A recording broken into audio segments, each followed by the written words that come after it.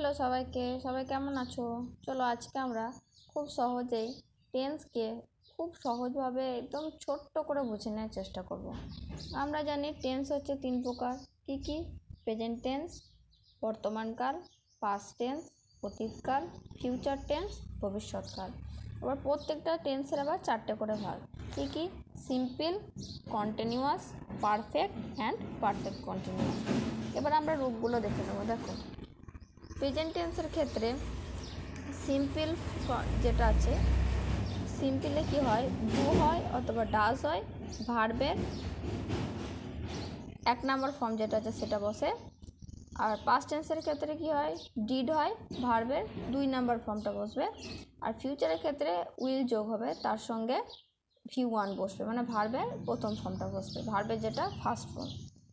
কন্টিনিউয়াসের ক্ষেত্রে কি হয়, প্রেজেন্ট টেন্সের ক্ষেত্রে অ্যাম অথবা ইজ অথবা আর হয়, তার সঙ্গে ভার্ব যোগ হয়, ভার্বের সঙ্গে আইএনজি যোগ হয়ে বসে। তারপরে কন্টিনিউয়াস পাস্টের ক্ষেত্রে কি হয়, ওয়াজ বসে অথবা ওয়ার বসে, তার সঙ্গে ভার্বের সঙ্গে আইএনজি। ফিউচারের ক্ষেত্রে কি হয়, উইল বি বসে এবং ভার্বের সঙ্গে আইএনজি। তারপরে হচ্ছে পারফেক্ট, সিম্পল পারফেক্ট। প্রেজেন্ট টেন্সের ক্ষেত্রে কি বসে, হ্যাভ বসে অথবা হ্যাজ বসে, তার সঙ্গে ভার্বের 3rd ফর্ম বসে। পাস্টের ক্ষেত্রে শুধুমাত্র হ্যাড বসে, তার সঙ্গে ভার্বের 3rd ফর্ম বসে। পারফেক্টের ফিউচারের ক্ষেত্রে কি হয়, উইল হ্যাভ বসে, ভার্বের সঙ্গে 3rd ফর্ম বসে। 4 নম্বর হচ্ছে পারফেক্ট কন্টিনিউয়াস টেন্স। প্রেজেন্ট টেন্সের ক্ষেত্রে কি হয়, হ্যাজ বিন অথবা হ্যাভ বিন, ভার্ব তার সঙ্গে আইএনজি। পাস্ট টেন্সের ক্ষেত্রে হ্যাড বিন, তার সঙ্গে ভার্ব, তার সঙ্গে আইএনজি।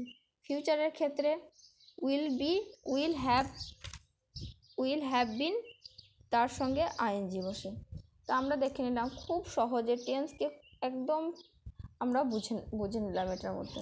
তো দেখো এখানে অ্যাম, ইজ, আর এবং ওয়াজ, ওয়ার, উইল বি, এটা একটা রয়েছে কন্টিনিউয়াস টেন্সের ক্ষেত্রে। এই কন্টিনিউয়াস টেন্স তোমরা কোথায় অ্যাম, কোথায় ইজ, কোথায় আর, কোথায় ওয়াজ, কোথায় ওয়ার, কোথায় উইল বি বসবে, এটা তোমরা আমার একটা ভিডিও আছে, সেটা তোমরা আমার চ্যানেলে গিয়ে দেখে নিতে পারো।